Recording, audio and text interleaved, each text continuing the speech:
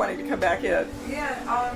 So it's interesting because when you made a comment about how there's this working assumption that the mystery people that's kind of like the given, and I think about how that may be the given for folks that are in power, monopolizing and perpetuating this idea. Although those in power do know God is a mystery, He's you can't put a finite capture. Those that are and have the responsibility of leveraging these kind of messages to the masses are repackaging it in ways that do give an absolute spin on the mystery of God. So what would you say to those that do that? I think you really have to insistently distinguish between mystery and mystification. There's such a long tradition of saying it's a mystery. Don't question the authority of the church. You can't understand this. In fact, it took a Reformation and all the violence that tragically unleashed just to have the scripture available in your own languages as opposed to just in Latin. Just to have that much accessibility and communication. Because there's a form of mystification that really supports authority and that does not encourage great learning. The kind of mystery that I think we might find vibrant and that I read in someone amazingly learned like Kuza is the opposite of that. It's because you're in touch with the mystery that you keep learning. It's because you know what it is you don't know that you keep discovering more. If you think you already know it all, you're not going to learn a darn thing. This is true. Who is it? It's Socrates, right? and Kuza quotes him, on that.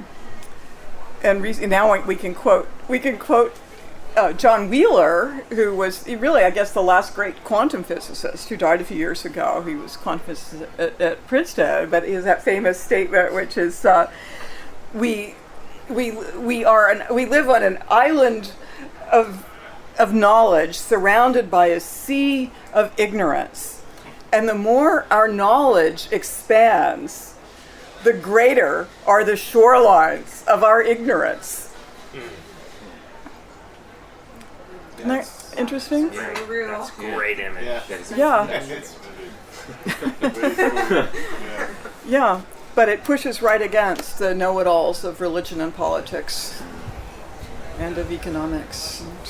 Who are some of your influences today that are pushing the boundaries of theology that you see making huge influences and new strides? Well, I'm excited. I'm just thinking of our own area here. Very excited by the work of John Tatamanil at Union, who's doing comparative theology. And he's doing comparative theology as a Christian theologian, but who is deeply involved in Hinduism and in the last several years in Buddhism. And his book that will really get at that, which is Circling the Elephant, that old elephant where each blind person just catches one part, will be out in a few months. So I'm excited about his work. Can you say his name again? John? Tatamanil. ThatamaniL. Yep. ThatamaniL. But I want you to wait for his next book. His first book it was too dissertation-y. I think I am truly dependent on the work of Laurel Schneider, who does feminist theology with a queer edge. She's at Vanderbilt. We've done some writing together. We co-edited a book together. But Laurel Schneider, and that is a book called Beyond Monotheism. And by that, she just means getting into the rich plurality that is Trinitarian. She goes back very, very respectfully to Tertullian who was the first to really articulate the Christian Trinity. She treats him as what he is, which is an African theologian. Yep. And I think she's doing amazing work now, and that will be out soon on what's the name? I think is going to be Promiscuous Incarnations. Sounds like intercarnations. Well, I think there will be a little reverb. I think if you're interested in the scientific edge of theology with a good process theological cast, the works of Philip Clayton are often very brilliant and accessible. Lynn Tonstadt's work, this is a book that is forthcoming, will be really accessible, but again, I don't like accessible that's condescending, but accessible that's really the serious thought of the author, Lynn Tonstadt, and it's going to be just called Queer Theology. And there's a way that now LGBTQ thinking is really affecting some of the deeper questions of theology in her work. She's not just doing sexual politics, but she's interested. I mean, she's very doctrinally grounded. She's much more orthodox than I am, actually. She teaches at Yale. You have to be really orthodox to teach at Yale Divinity School. Hierarchy. But I love the way she works with the classical doctrines. And Kathy Tanner, likewise, at Yale, has a lot of work on politics and theology, very Christocentric, feminist work. But the book that will be forthcoming. Sorry, you asked about the cutting edge, so I'm thinking of manuscripts I've been reading of friends. Is going to, it's her Gifford lectures from Scotland, and it's going to be on the financialization of the world. So she spent years immersing herself in the literature of finance and becoming really expert economically to try to be able to really name, analyze, and expose what it is we're in the thrall of. This kind of economics that finally doesn't even need to produce anything. Just money upon money upon money, abstractions upon abstractions. This is what Whitehead calls the fallacy of misplaced concretion. That is, you mistake an abstraction for the concrete. My advisor had written the first major book on economics and theology called For the Common Good in 1989, and he looked at it in terms of but there are several shorter versions of that book that are very accessible that look at how this particular form of neoliberal late capitalism is very dangerous for the planetary future. I think there are a whole bunch of others I'm not going to want to keep talking about right now, but I should put together a list. Just keep that available. Yeah, a little annotated list. I like that idea.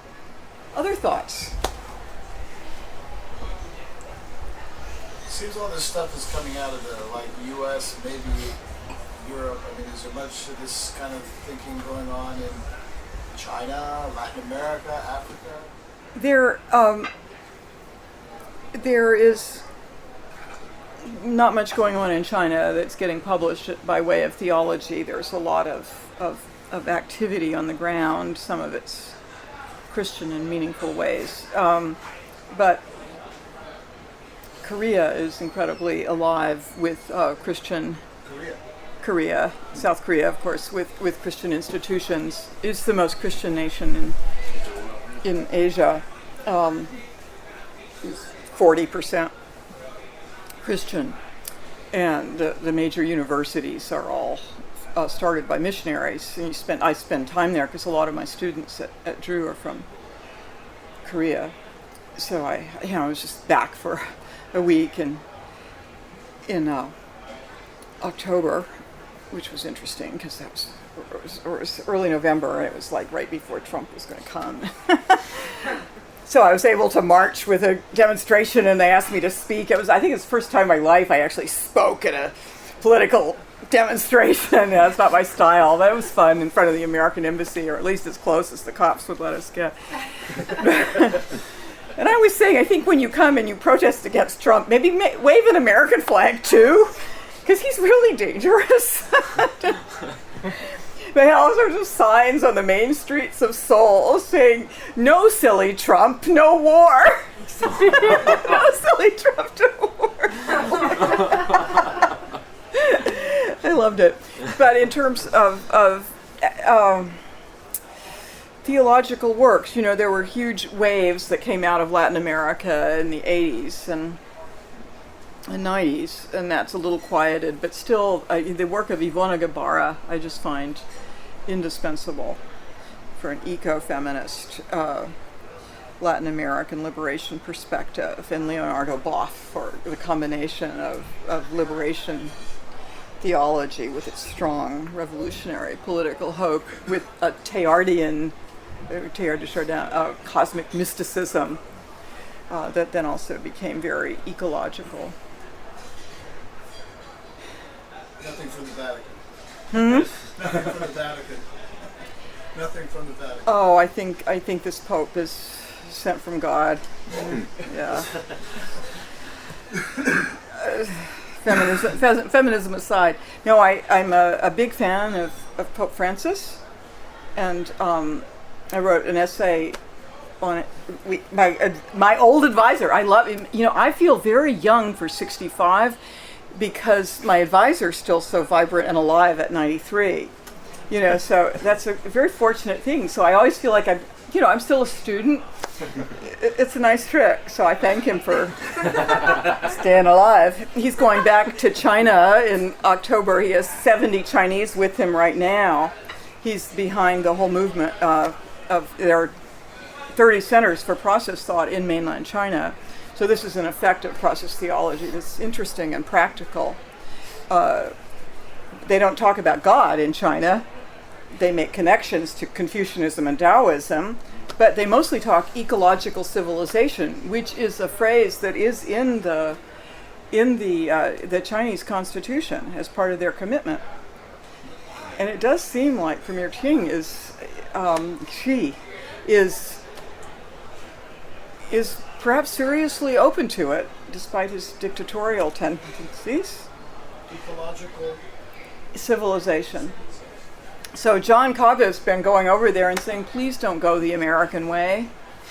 Please don't continue to push all of your peasants, your farmers off of the land into these new cities that are carbon pumped, and please don't then follow the way of American agriculture, which is hyper CO2 intensive. That your village people, your farmers, your rural people know how to grow their crops in an environmental way. You know how shallow the topsoil of China is. It wouldn't survive the change that was underway. And it's interesting because he's been making that case, and people were just like listening because he was saying, "Don't be like America." That was a good way of doing it. And he was actually quoted a year ago with approval by President Xi. So he wrote me an email the other day saying, at 93, Catherine, I can brag a little bit. He said, I never expected to become an icon. In fact, I always wished that, the things I took seriously would be taken a little more seriously than they have been. But in China, it's like thousands of people want to get their picture taken with me. He says, of course, they'd rather get their picture taken with me than really listen to what I might have to say. But there's influence going on, and he's going back. I think he'll be 94 by then, in the fall. So, little odd veins of hope and different ways that theology can enter into secular politics. They're radically secular politics that have a chance. but it's a chance.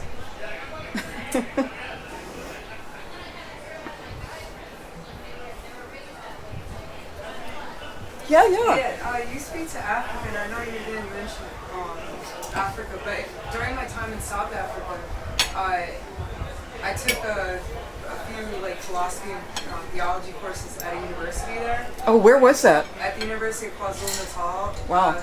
On the East Cape. And something that I found, when you think about Africa, it's a huge diaspora of 54 plus countries and counting. But it's really interesting when we think about theology in post-colonialism, right?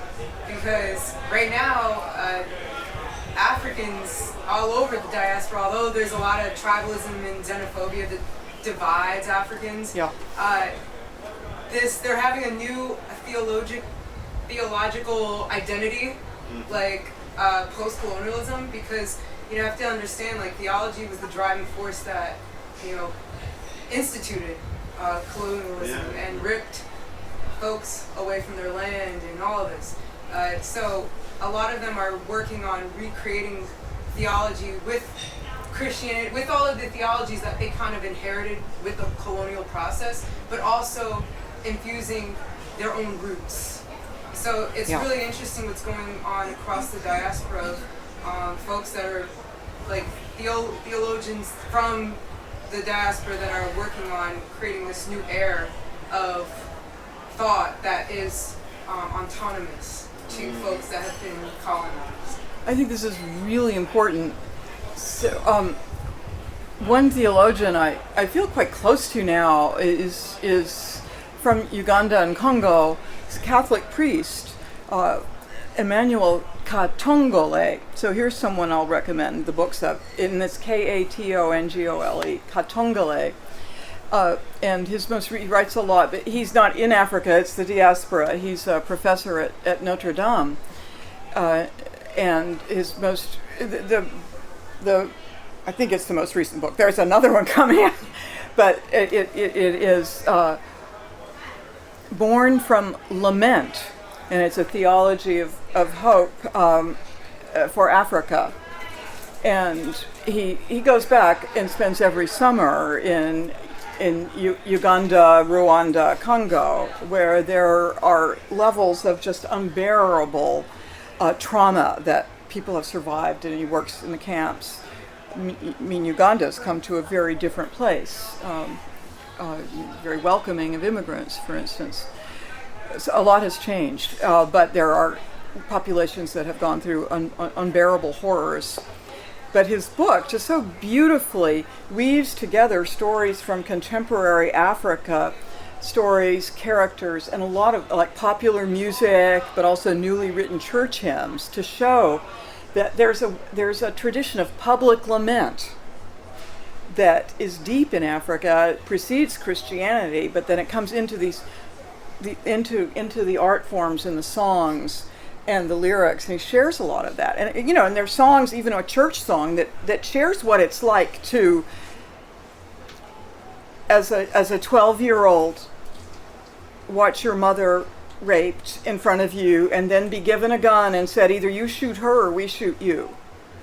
What does it mean to? So anyway, that's one of the songs. Right. No, it's not kidding around. And yet he's saying it's because there is this tradition of lament that there is hope. It's getting expressed. And then the wonderful thing he does is connect it to the Book of Lamentations in the First Testament. And the whole tradition of lament that is deeply biblical, but that somehow Christian civilization, imperial colonial Christianity, really repressed. Like, you shouldn't. I remember hearing this from the pulpit at a funeral of someone, a young man who had died, who I deeply admired and cared about, a colleague. And the sermon was, if you're Christians and have faith, you have no reason to grieve. He is in heaven with the Lord. That's the drivel that so many Christians have gotten, which has almost nothing to do with either testament.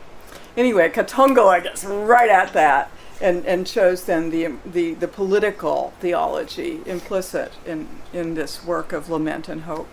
Just one example. I've gotten to know him from a particular project I'm involved in, and I'm very grateful for that.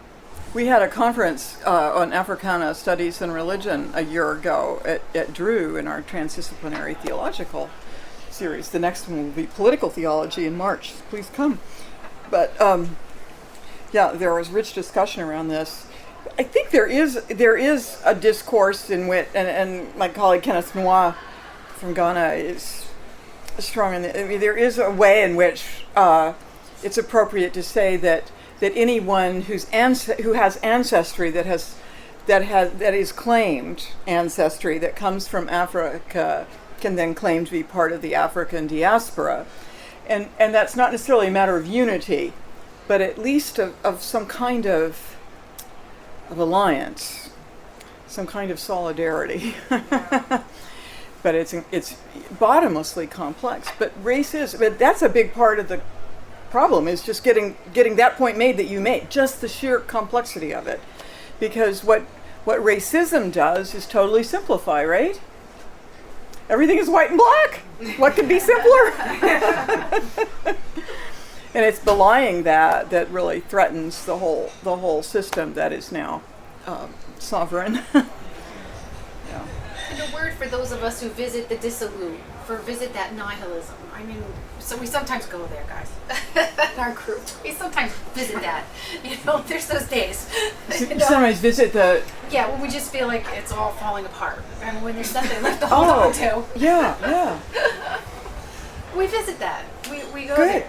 It's But that's a great way of putting it. You visit it. You don't live there. You don't get stuck there. Oh, it's really important to visit nihilism right now, isn't it? And I have a couple of places in my book where I'm really like, hope. As I was going through with this absolutely final revision where I'm not allowed to add much, I was still like saying, a lot of really thoughtful people won't do hope anymore. But we need to distinguish hope from optimism. They aren't at all the same thing. Hope is rigorous. The prophetic hope was based in unbearable catastrophe and utter improbability. Optimism is a superficial, like, capitalist, know-it-allness. It'll all be fine. But it's like you have to really make a case for hope right now, because a lot of thinking people are giving up on it. So it's good to just recognize that and work with it. Because it's true there's no reason for optimism, but that's not to say there's no reason for hope.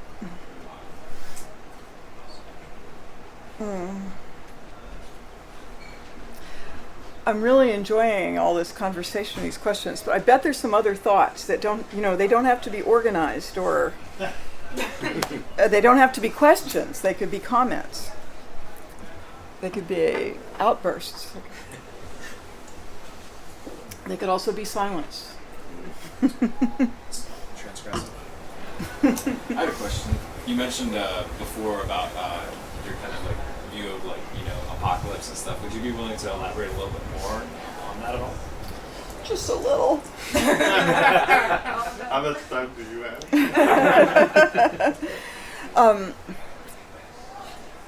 So the first paragraph that I've written for the book that I'm starting, I'm not much beyond the first paragraph, but it's like I go in through clouds, and the Messiah arrives on a cloud in chapter 1 of the book of Revelation, right? So you go in clouds, very cloudy, wild clouds, and then this head appears, and it's all cloudy. And that's the second chapter. The Messiah appears with white woolly hair, white-headed. So that doesn't mean white skin, not at all. It means shockingly white hair and beard, white woolly. The hoary Messiah and the whore of Babylon. That's later. but here it's just this white woolly, so it's like cloudhead Messiah. And then the Messiah appears at chapter 4, 5 as a lamb, all white wool, And that's how the Messiah appears for the rest of the book of Revelation, except in one final scene. But even the very final scene, the marriage to the New Jerusalem, it's the Lamb with the marks of slaughter. So I'm coming at it at a very strange angle, like this white woolly cloud. The cloud is for me related to the cloud of the Transfiguration, in which Jesus powwows with Moses and Elijah, the ancestors, and then the cloud on Mount Sinai, in which God appears to Moses, and that becomes the cloud in Gregory of Nyssa in the apophatic tradition that we hear about as the cloud of unknowing, and Kuza's cloud of the impossible. So I'm bringing that cloud of unknowing and mystery there to interpret the book of Revelation again, and then this woolly lamb cloud Messiah with the marks of slaughter. It's very interesting, given that you have such belligerent imagery as well. But it's a vision. The book of Revelation is a vision a lot like that of Daniel, dealing with one empire after the next. Egypt, Sumer, Assyria, Babylon, Greece, Rome. I think I've forgotten. Oh, the Medes in there. Have you ever tried reading the book of Daniel cover to cover? I just did it last week. Oh, Wow. And it's like the author is also feeling it's too hard. It's like a compressed vision of people who didn't have, a whole lot of historical archives available to them. But it's a compressed history of one empire after the next, kind of coming in vision form for Daniel. And that's the vision that John of Patmos is inheriting and working with. And for him, the frightening empire is, of course, the Roman, which is about to launch into really bad persecutions of Christians. It hadn't quite when he was writing, but he seems to have anticipated it. And so there's a lot of bitter and violent imagery, but it's like he's communicating what it means that the earth, our world is in the thrall of these evil empires that are utterly about greed. And that's why, even as this ancient feminist, I'm going to use the Whore of Babylon image. My friends write books about it that just denounce this book as misogynist. Oh, I think my book did too.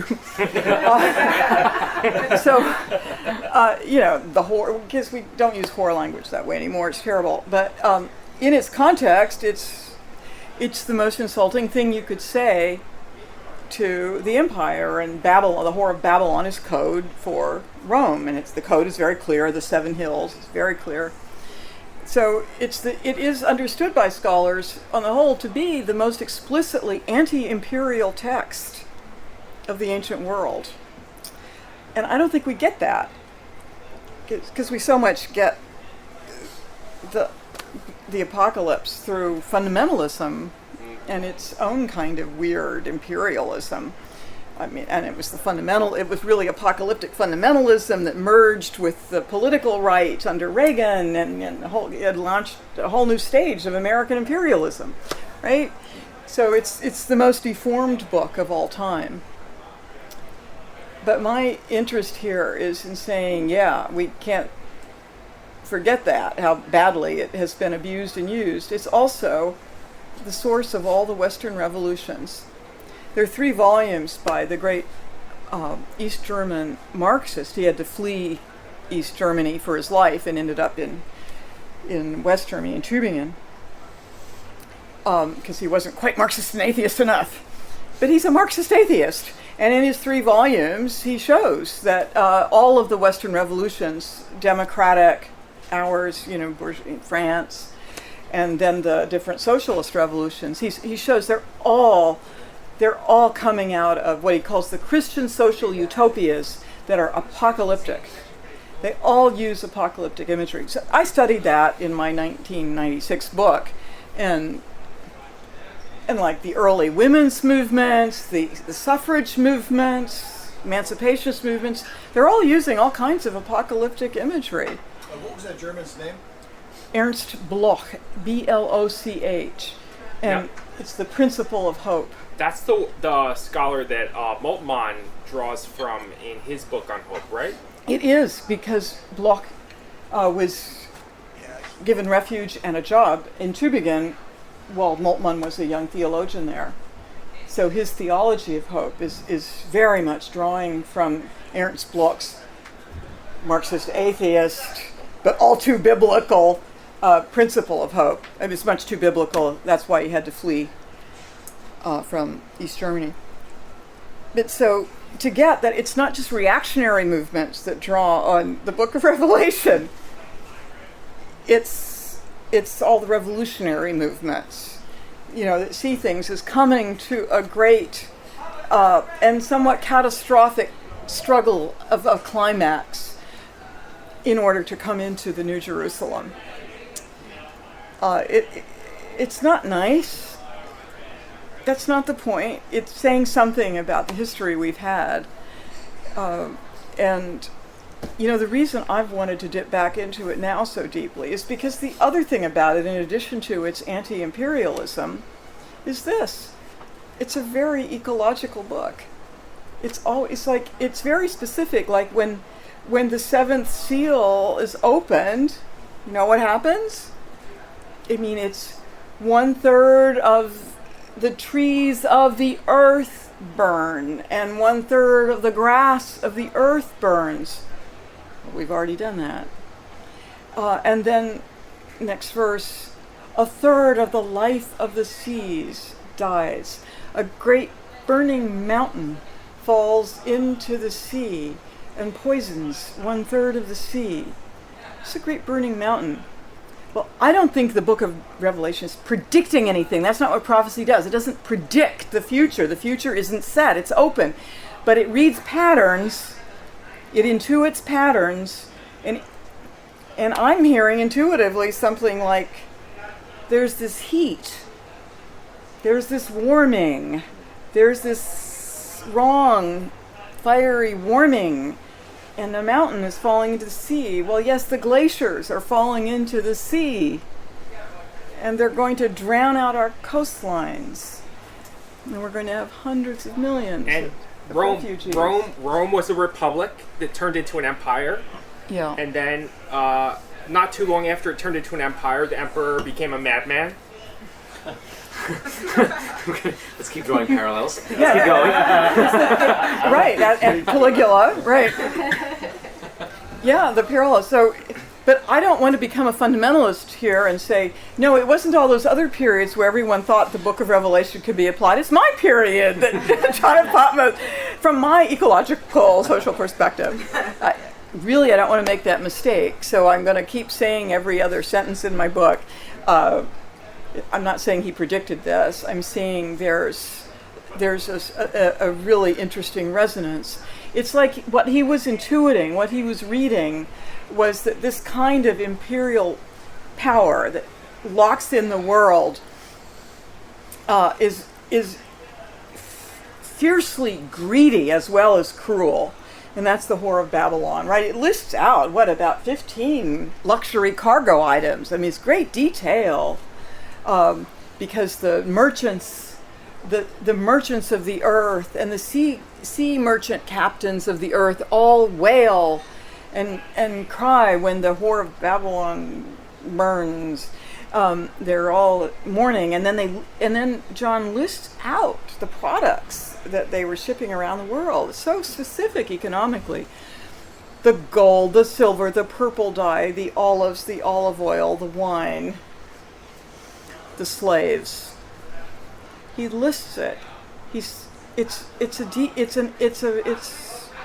an intuition about global economics, imperial economics. Now we call it neo-imperial economics, and it's an intuition that system turns on itself between its power, the beast, and its economy, the whore, turns on itself in great chaos. But that this catastrophe of greedy power is destructive of huge swaths of the earth, the non-human earth, as well as the human. That's an incredible intuition to have 2,000 years ago, when for most people it would be inconceivable that human beings could adversely affect the earth, you know. So this is kind of why I need to tap it. Well, speaking of the beast, what does process theology at all have to say about good and evil, you know, the prince of darkness, and all that kind of stuff? Oh, that's so good and evil. Yeah, it's a small There's a little, yeah. I haven't heard any mention of it tonight, so I just thought I'd ask. You haven't? Well, sort of. Let me say it a little more loudly.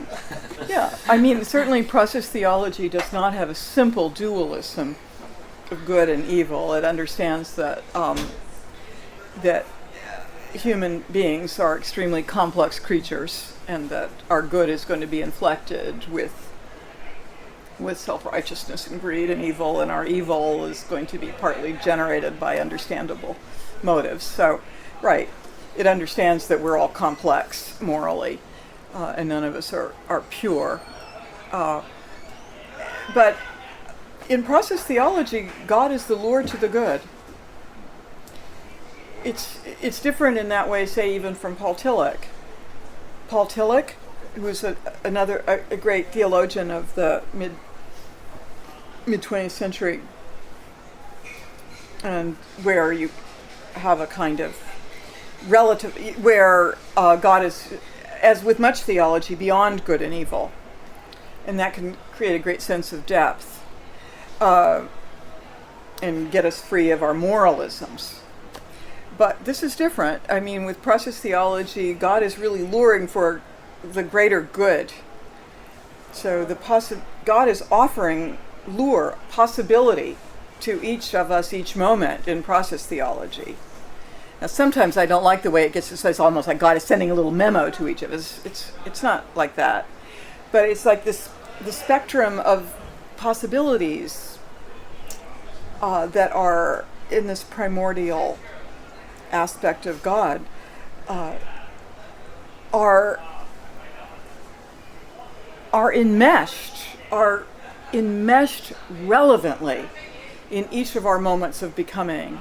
That there is a divine calling to us, not just like at the beginning of your life, like God calls you to be a minister, or God calls you to be probably not a capitalist, but God calls you. But it's not just a once and for all calling. That's not process theology.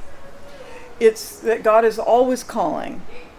And not just in an abstract way, but with a specific sense of what's possible at this moment, which might be very limited. But there's something possible, something more. And it's the good. But there's always the freedom, too. There's the freedom. God won't impose, God will not impose the good, because then it wouldn't be good, right? It would be coercion.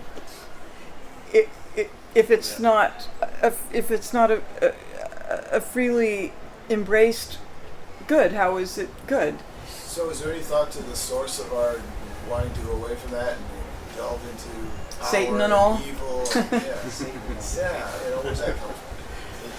I think process theology is more likely to go Darwinian than satanic, and say that there's a lot evolutionarily that inclines us to self-protection and to any violence necessary in order to protect our own, and that in a human complex in which great social structures are evolved with complexity can be really, really evil. We can really amplify that instinct for survival and self-protection and power, which in itself is not evil. In itself, it's what differentiates us, a certain a certain drive of self-assertion, right? I mean, and it's interesting, if you're a white guy, it's hard even to say that these days, but somehow with Nietzsche, the will to power, that was okay for radical males then in the 19th century. But, but for feminists, it was really important for us to learn to tune in to a kind of power drive. We thought we would do it differently, and sometimes we do. But obviously, even for white guys, there's an appropriate use of the of that self-assertion that can be aggressive, but that does something new, that creates something, that takes risks, that pushes against resistance, that refuses to simply conform to what always has been, that wants novelty, right? It's dangerous, though. You hear the danger in it. It can easily lead to violence and greed, or just a form of Oedipal revolt. So I think in process thought, it's that the impulse, the creativity is basic in the universe in process thought. That's like the principle of the ultimate. And God is like a personification of that principle. And that creativity is what it's about. And that's not just morality. It'd be nice if we all were in touch with our creativity and our potential and all that as young kids, and we're all growing up successful, and we're building on all those possibilities and really succeeding. But when we don't all. We mostly connect, don't. We mostly don't. Back and then get into all these other ways or we succeed and we completely degrade our own creativity, right? We make our creativity into a commodity. And, in process thought, the greater the creativity, the greater the relationality. The more selfish the creativity is, the more petty it is, the more diminished. It's not absent.